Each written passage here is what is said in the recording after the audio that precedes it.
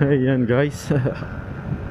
Ano muna tayo, titingnan natin yung top speed ng Aerox version 2. Ayan, tara, let's go.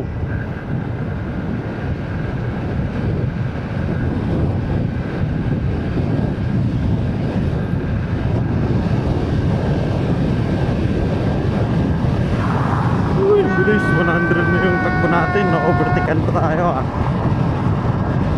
Ang bilis oh.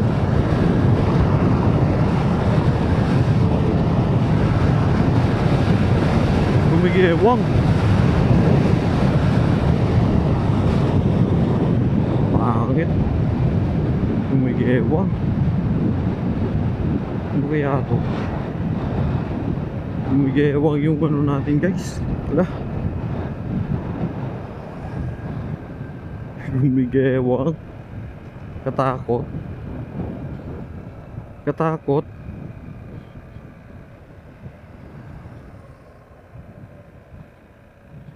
Wag na lang. Tara, balik tayo, balik tayo guys. Umigewang.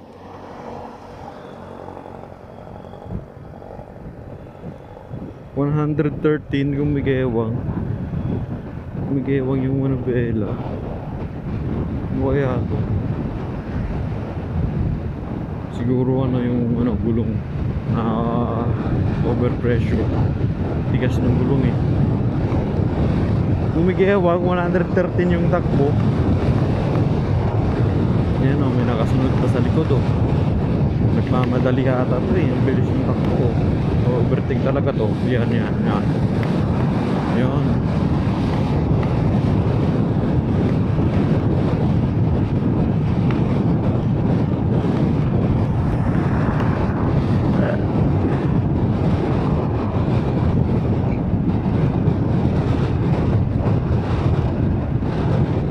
Hindi na tayo makakapag top speed dito kasi malakas yung hangin. Salubong kasi, awagat kasi ngayon. Salubong kaya mahihirapan tayo mag top speed dito. Pero kinabahan ako doon kanina. Gumigewang kasi ang lakas ng hangin, di ba? Naaririnig nyo rin yung wind noise. Kasi nga yung takbo natin is 65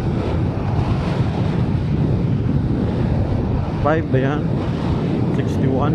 Ayan, kaso lakas talaga ng hangin kasi nga sa lubong to habagat. Pero kanina yung papunta kanina dyan kasi magandang mag top speed guys kasi malawak yung daan tsaka diretso. Kaso nga lang, kinabahan ako kanina. Gumigewang yung manubela. Hindi naman to dati ganito. Siguro na sobrahan sa hangin to yung gulong. Kaya gumigewang. Babawasan nga mamaya. Ito yan. Thank you for watching guys. Don't forget to like, comment, share, and subscribe. Yes sir.